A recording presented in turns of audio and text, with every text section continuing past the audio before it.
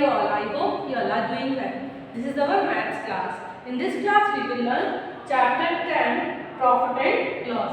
आज हम maths का chapter 10 profit and loss study करेंगे. ठीक है, चलिए start करते हैं.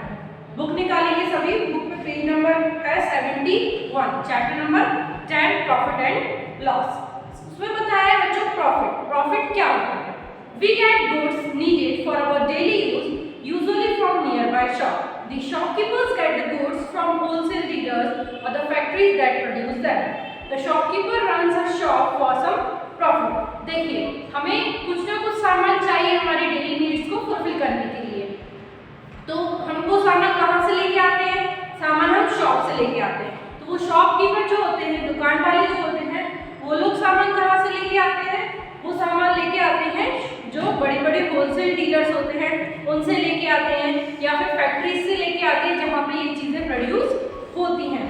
तो शॉपकीपर अपनी शॉप किस लिए चला रहा है? किस लिए वो अपनी शॉप ओपन करके बैठा है? ताकि उसको कुछ प्रॉफिट हो. प्रॉफिट मीन्स कुछ फायदा हो. He earns his livelihood from this business. उसे इस बिजनेस से ही फायदा मिलता है. So he sells the goods for a price a little higher than the price for which he bought the goods. तो वो क्या करता है? जितने में सामान लेके आता है उससे कुछ ज़्यादा रुपए में सामान को बेचता है. तो वो जो जितने ज़्यादा रुपए में बेचेगा वो क्या कहलाएगा? इसका प्रॉफिट कहलाता है. अब समझ आया कि शॉपकीपर है, ठीक है, शॉपकीपर जो है वो लेके आ रहा है, कुछ भी सामान लेके आ रहा है, ठीक है. वो सामान उसने जितने का वो लेके आएगा उससे ज्यादा की प्राइस में वो उसको सेल करेगा. तो जितने ज्यादा प्राइस में वो सेल करेगा वो उसका क्या कहलाएगा बच्चों? प्रॉफिट कहलाएगा. अगर आप भी हो, आप किसी दुकान, आपकी कोई शॉप है, तो आप अगर मार्केट से कोई चीज लेके आ रहे हो अपनी दुकान में रखने के लिए या बेचने के लिए, तो जितने रुपए में आप लेके आओगे आप उससे ज्यादा में ही बेचोगे ना. तो जितने ज्यादा में आप बेचते हो वही, जो जितने रुपए ज्यादा में बेचोगे तो वही क्या कहलाता है? हमारा प्रॉफिट कहलाता है. और कभी कभी क्या होता है बच्चों कि कभी कभी कुछ चीज ऐसी आ जाती है जो हम प्रॉफिट में नहीं बेच पाते, हम उसे लॉस में, मतलब जितने में हमने खरीदी है उससे हम कम में बेच रहे हैं, तो वो क्या होगा बच्चों? वो हमारा लॉस होगा. ठीक है, तो अब हम यही पढ़ेंगे इस चैप्टर में कि प्रॉफिट और लॉस क्या होता है. ठीक है, देखिए अब यहाँ पे बताया है cost price of the goods for the shopkeeper is the money a shopkeeper spends to buy certain goods from a wholesale dealer. Cost price क्या होती है? कॉस्ट प्राइस वो प्राइस होती है जो शॉपकीपर जिस रेट में उस गुड्स को या माल को, गुड्स मतलब होता है सामान, उस सामान को खरीद रहा है. ठीक है, he has to pay for transport, labor, etc. He counts this amount as part of the cost price of the goods. These are called overhead charges. अब देखो, सिर्फ ऐसे ही नहीं कि सिर्फ हम खरीद ही रहे, और हमने कुछ सामान खरीदा बहुत सारा, तो आप उसे अपनी गाड़ी पे उठा के नहीं ले आओगे. तो उसके लिए कुछ भी अपन को व्हीकल चाहिए या ट्रांसपोर्ट चाहिए, जैसे कि ट्रक्स वगैरह, इनमें हमारा सामान आएगा, क्योंकि हम इतना सा सामान तो खरीदेंगे कि नहीं हम अपने हाथ में लेकर आ जाए. ठीक है, हम बहुत सारा सामान खरीद रहे हैं तो हमें उसके लिए भी कुछ कुछ चार्जेस देने रहते हैं, जैसे ट्रांसपोर्ट को चार्ज देना रहेगा, या कुछ हमने पुरानी चीज खरीदी तो उसको हम रिपेयर कराते हैं, तो वो सब चार्जेस क्या कहलाते हैं बच्चों? Overhead charges. ठीक है, इसके बाद तो कॉस्ट प्राइस कैसे निकल के आएगी? देखिए कॉस्ट प्राइस जो होगी वो कैसे निकलेगी? कॉस्ट ऑफ गुड्स प्लस होंगे उसमें overhead charges. Cost of goods plus overhead charges. तो इसमें हमें कॉस्ट ऑफ गुड्स मतलब हमारा सामान कितने का आया और उसमें हमारे उसको लाने में या उसको जो कुछ भी करना है तो उसमें हमारे चार्जेस कितने लगे, तो इनको मिला के हमारी क्या आ जाएगी बच्चों? कॉस्ट प्राइस आ जाएगी. ठीक है, कॉस्ट प्राइस मैंने आपको बता दी, मतलब कितने का सामान आ रहा है. ठीक है, शॉपकीपर कितना रुपए देगा इस सामान के लिए. अब सेलिंग प्राइस क्या होती है? Selling price of the goods for the shopkeeper is the money for which a shopkeeper sells the goods. Selling price वो प्राइस होती है जिसमें शॉपकीपर जो है वो माल बेचता है. जैसे कि मैं 10 रुपए की साबुन लेकर आई होलसेल में, मतलब मैं एक बहुत सारे साबुन लेकर आई हूँ तो मुझे वो 10 रुपए की पड़ी है. मैं 50 साबुन लेके आई, मुझे 10 रुपए की एक साबुन पड़ी, तो मैंने उसे 15 रुपए में हर एक साबुन को बेच दिया. ठीक है, तो अब मुझे प्रॉफिट होगा ना. हाँ, तो वही होगी हमारी सेलिंग प्राइस. 10 रुपए क्या हो गया? उसकी कॉस्ट प्राइस हो गई, मैंने 10 रुपए में उसे खरीदा और 15 रुपए में मैंने उसको बेच दिया, तो वो क्या हुई मेरी सेलिंग प्राइस हुई। ओके, अब लॉस देखिए, लॉस तो प्रॉफिट कैसे निकलेगा, देखो अब मैं आपको प्रॉफिट निकालना बता रही हूँ, ये ध्यान से देखेंगे सभी कि प्रॉफिट कैसे निकलेगा। देखिए प्रॉफिट, देखो अगर आपको प्रॉफिट हुआ है तो मतलब आपने जितने में आपने बेचा है उसमें से अगर हमारी कॉस्ट प्राइस को माइनस कर देंगे, जैसे मैंने 15 रुपए की साबुन खरीदी थी, ठीक है, और मैंने उसे 10 रुपए की साबुन खरीदी थी और 15 रुपए में मैंने उसको बेचा था। कितने की साबुन थी, 10 रुपए की, तो ये क्या हुई इसकी कॉस्ट प्राइस। और कितने में मैंने उसको बेचा बच्चों, 15 रुपए में, तो ये क्या हुई उसकी सेलिंग प्राइस हुई। तो मेरे को प्रॉफिट कितना हुआ, 5 रुपए का प्रॉफिट हुआ। तो वो कैसे निकला, जब हम सेलिंग प्राइस में से बच्चों कॉस्ट प्राइस माइनस करते हैं। सेलिंग प्राइस क्या है 15 और कॉस्ट प्राइस क्या है बच्चों 10। जब हम सेलिंग प्राइस में से कॉस्ट प्राइस को क्या करेंगे, माइनस करेंगे, तो क्या निकल के आएगा बच्चों, हमारा प्रॉफिट आ जाएगा। क्या निकल के आएगा, प्रॉफिट आएगा। ठीक है, मैंने 10 रुपए की एक साबुन खरीदी, उसे 15 में मैंने बेच दिया। तो सेलिंग प्राइस मतलब जितने में हम बेच रहे हैं उसमें से कॉस्ट प्राइस मतलब क्या होता है, जितने में हमने खरीदी है कोई चीज, ठीक है, तो वो जो हमारा निकल के आ रहा है वो क्या कहलाएगा, प्रॉफिट कहलाएगा। ये वाली बात ध्यान रखेंगे, profit is equal to selling price minus cost price. अब आ जाता है loss. Sometimes the goods become old, out of fashion और फाउंड डिफेक्टिव। कभी कभी क्या होता है, जो हमारा सामान है वो कभी पुराना हो जाता है या आउट ऑफ फैशन हो जाता है। जैसे कपड़े हैं, आउट ऑफ फैशन हो गए या उनमें कोई भी डिफेक्ट आ जाता है तो सेल नहीं हो जाती, कम में बेचने लगते हैं वो चीजों को, कम रेट में। एंड फाउंड डिफेक्टिव, कोई सी चीज डिफेक्ट भी हो जाती है। Then the shopkeeper is forced to sell the goods at a lower price than the cost price. तो शॉपकीपर क्या करता है कि कॉस्ट प्राइस से भी कम में उस सामान को बेच देता है। जैसे कॉस्ट प्राइस सपोज मैंने खरीदा इसको 100 का और वो बेच देगा कहीं 80 में बेच देगा या 70 में बेच देगा, तो क्या होगा बच्चों, उसको फिर लॉस होगा। ठीक है, देखिए तो लॉस क्या होता है, लॉस होता है, लॉस निकालने के लिए हम क्या करेंगे, लॉस निकालने के लिए जैसे देखो मैंने कोई भी चीज 100 में खरीदी तो वो मेरी क्या हो गई बच्चों, वो हो गई मेरी कॉस्ट प्राइस हो गई। और मैंने उसे अगर 80 में बेच दिया, ठीक है, ये क्या हो गई मेरी सेलिंग प्राइस हो गई। अब मुझे लॉस हुआ तो मैं लॉस निकालने के लिए क्या करूंगी, कॉस्ट प्राइस में से सेलिंग प्राइस को माइनस कर दूंगी, है ना। जितने की मैंने खरीदी है उसमें से मैं उसमें जितने रुपए में मैंने उसको बेची है उसे माइनस कर दूंगी। तो ये हमारी कॉस्ट प्राइस है बच्चों 100 रुपीज और सेलिंग प्राइस है बच्चों कितनी है 80 रुपीज। तो हमारा लॉस कितने का आया बच्चों 20 रुपीज का। ठीक है, तो यहाँ आपने लॉस का कॉन्सेप्ट भी सीख लिया कि प्रॉफिट होगा तो हम उसमें सेलिंग प्राइस में से कॉस्ट प्राइस को माइनस करेंगे, अगर लॉस होगा तो हम कॉस्ट प्राइस में से सेलिंग प्राइस को माइनस करेंगे। अब हमें कैसे पता चलेगा कि प्रॉफिट हुआ या लॉस हुआ, तो देखो एक सिंपल कंडीशन है जो कि हमने सीख ली है। अगर सेलिंग प्राइस देखिए सेलिंग प्राइस अगर बड़ी है कॉस्ट प्राइस से, मतलब अगर जितने में हमने खरीदा है उससे ज्यादा में हमने बेचा है, तो हमारे इस कंडीशन में बच्चों क्या होगा, प्रॉफिट होगा। क्या होगा, प्रॉफिट होगा। अगर कॉस्ट प्राइस जो है वो बड़ी है सेलिंग प्राइस से, मतलब हमने खरीदा ज्यादा में और बेचा कम में, तो इस कंडीशन में बच्चों क्या होगा, इस कंडीशन में हमें लॉस होगा।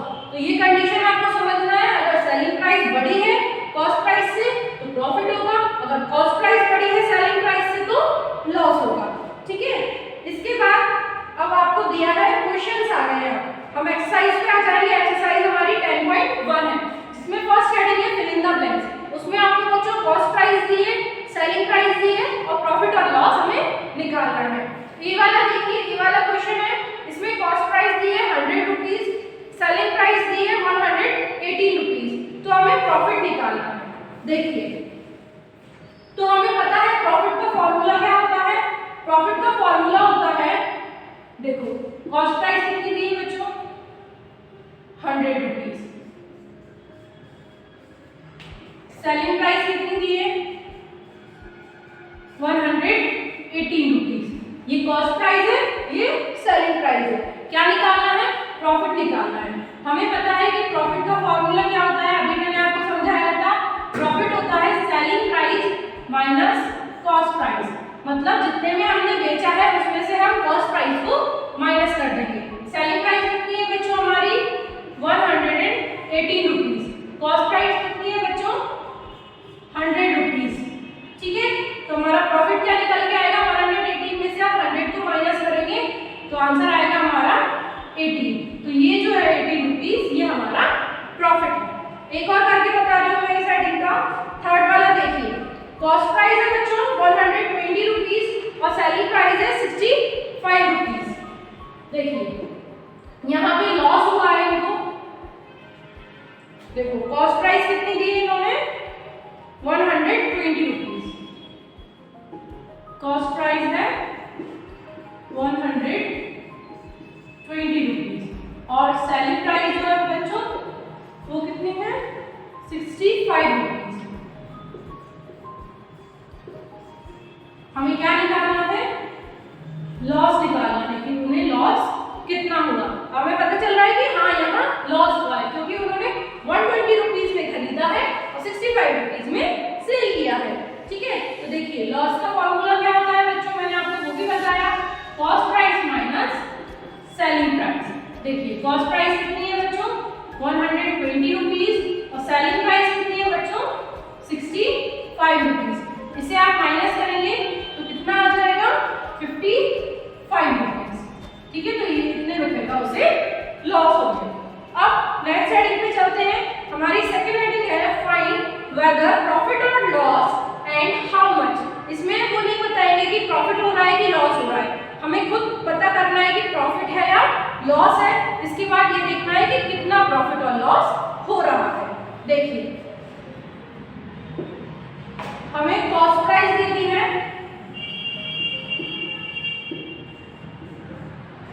कॉस्ट प्राइस कितनी दी है ₹250। सेलिंग प्राइस दी है बच्चों, सेलिंग प्राइस है ₹275।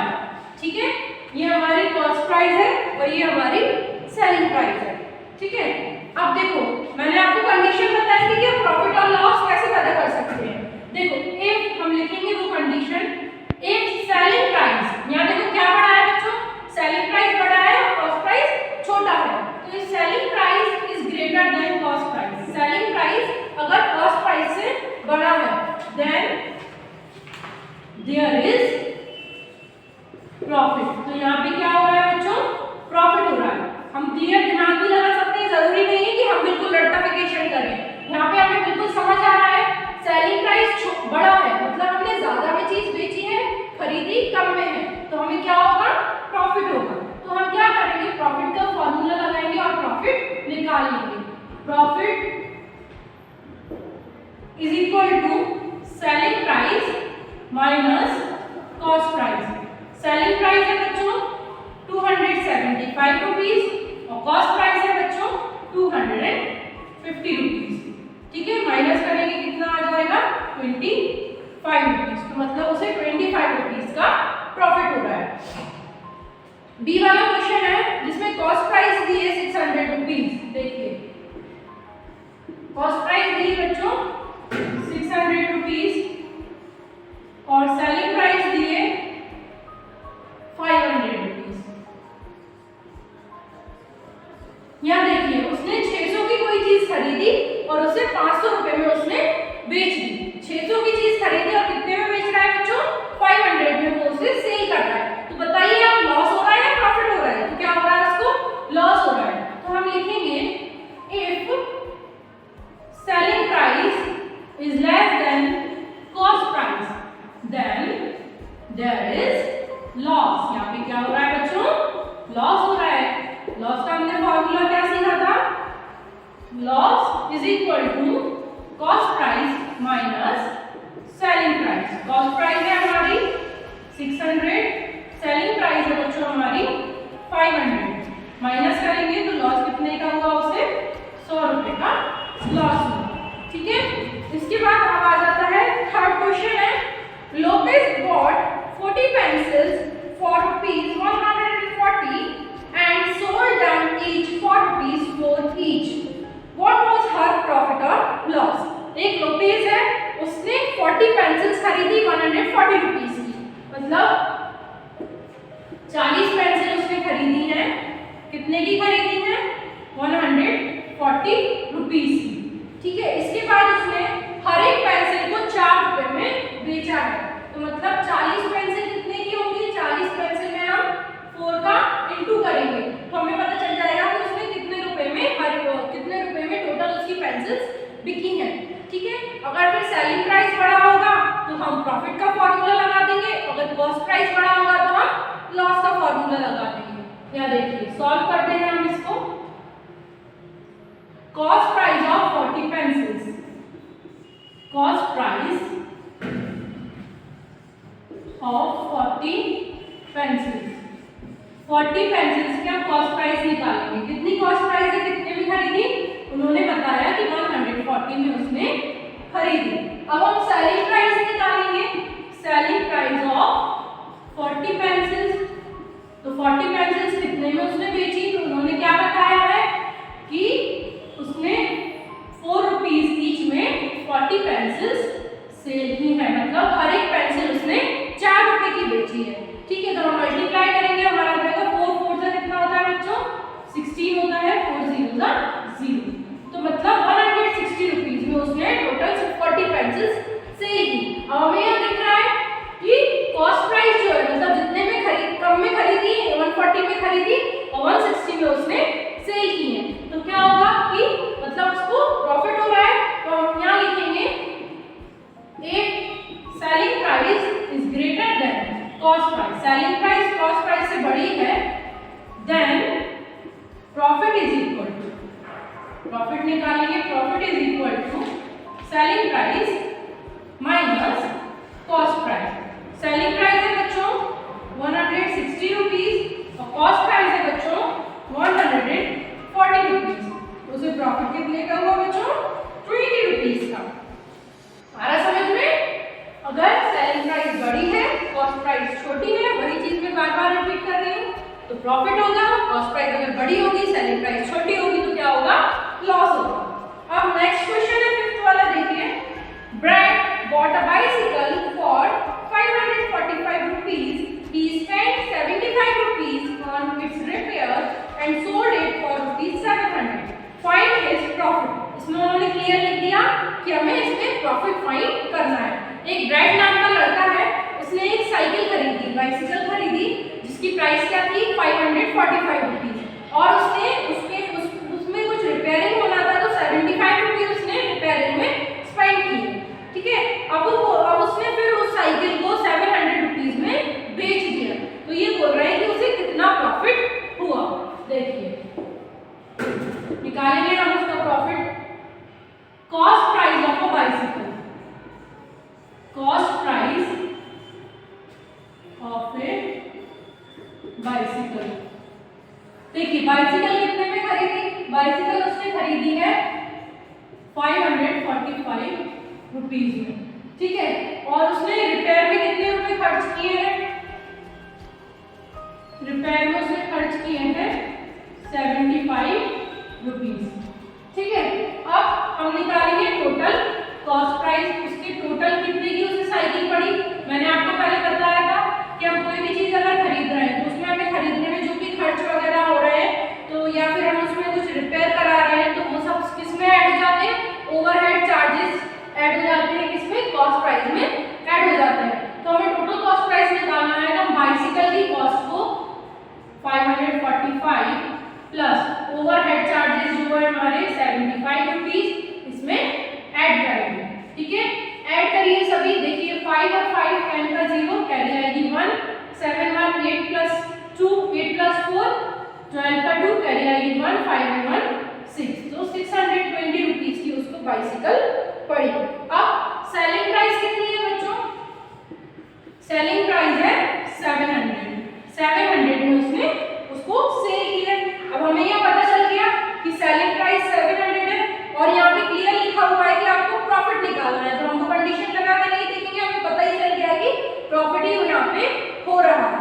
तो यहाँ पे देखिए सेलिंग प्राइस बड़ा है, इसलिए हम प्रॉफिट का फॉर्मूला लगाएंगे और प्रॉफिट निकालेंगे। प्रॉफिट आपको पता है क्या होता है बच्चों?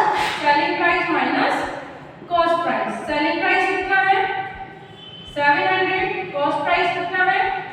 620 माइनस करेंगे आ जाएगा आपका 80 रुपीज। ठीक है, तो इतने रुपए का उसे प्रॉफिट हुआ। नेक्स्ट क्वेश्चन है, a merchant bought a sofa set for rupees 4500. He spent 100 rupees as labor charges to bring it to his shop. He sold the sofa set for rupees 5000. Find his profit or loss. अब देखिए, एक merchant है, एक व्यापारी है, उसने एक sofa set खरीदा 4500 का, उसमें उसने 100 रुपए लेबर चार्जेस दिए। ठीक है, उसके घर तक, उसकी शॉप तक लाने के लिए। अब देखो, अपना सोफा अपने आप उठ के तो आ नहीं जाएगा, उसने लेबर चार्ज दिए, मतलब लेबर को पैसे दिए कि वो उसकी दुकान तक उसको लेकर आए। He sold the sofa set for rupees 5000. फिर उसने 5000 में उस सोफे को बेच दिया। अब उसका प्रॉफिट हो रहा है या उसको या लॉस हो रहा है, ये चीज हमें निकालना है। देखिए, कॉस्ट प्राइस दी है हमें सोफा सेट की, cost price of A sofa set. Cost price कितनी है सोफा सेट की? 4500। ओके, अब इसके बाद लेबर चार्जेस उनके कितने लग गए हैं?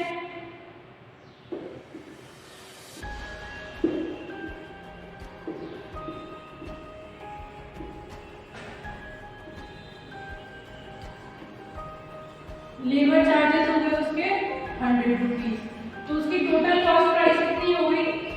टोटल कॉस्ट प्राइस हो गई, हम इसमें 4500 में ये ओवरहेड चार्जेस जो है 100 रुपीज, इन्हें क्या करेंगे? ऐड करेंगे। ये कितना हो जाएगा? 4600। ये हमारी टोटल उसको 4600 का वो सोफा पड़ा है। अब वो कितने में उसे बेच रहा है? तो वो उसको बेच रहा है 5000 में। तो सेलिंग प्राइस क्या होगी? 5000 रुपीज।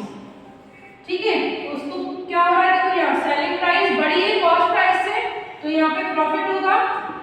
ठीक है, कितने का हो रहा है हम देखेंगे। तो सेलिंग प्राइस में से हम कॉस्ट प्राइस माइनस करेंगे, 5000 रुपीज में से हम 4600 को माइनस करेंगे, तो कितना आएगा बच्चों? 400 रुपीज का उसे प्रॉफिट हुआ। आ रहा समझ में? तो यहाँ हमारी फर्स्ट एक्सरसाइज फिनिश हो गई। आप सभी बच्चों को ये क्वेश्चंस जो है वो सभी सॉल्व करके देखना है और अपनी कॉपी में ये वो कंप्लीट करना है।